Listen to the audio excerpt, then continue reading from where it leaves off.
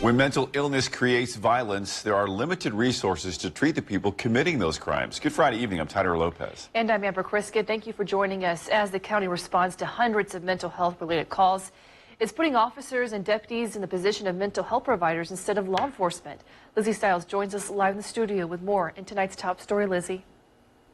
Tyler and Amber, county jail officials say 65% of inmates right now have some kind of mental illness. It ranges from depression, which can be aided with talk therapy, to serious orders like schizophrenia, which need medication and treatment. Trying to help those inmates while also getting them through the court system is putting a strain on officers and their resources.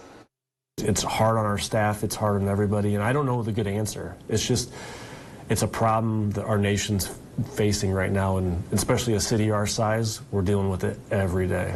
The Peoria County Sheriff's Office has dealt with hundreds of mental health related calls so far this year. Not all of them are crime related, but sometimes family members call police on each other because a loved one is in crisis and they don't know what to do. When a crime is committed, that person ends up in the Peoria County Jail. They can get assessed and prescribed medication, but they can't force that person to go through with treatment. It's challenging because we can't force medicate.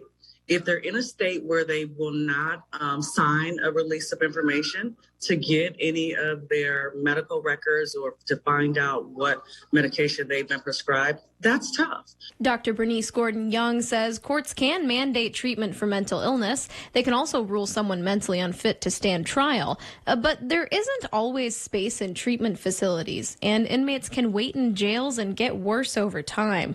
When not in jail, it's unlikely someone is rational enough to know when to seek treatment. There's so many organizations and agencies that have mental health support.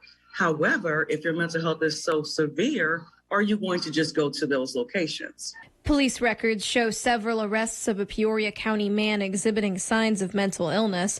Right now, he's in jail on 24/7 suicide watch. Sheriff Chris Watkins considers it a lose-lose situation that puts strain on the inmate, the officer, and providers like Dr. Young. We've had staff hurt because of those, because they're dealing with serious issues, right? And so even though we do have a mental health counselor, there's still problems that come with that.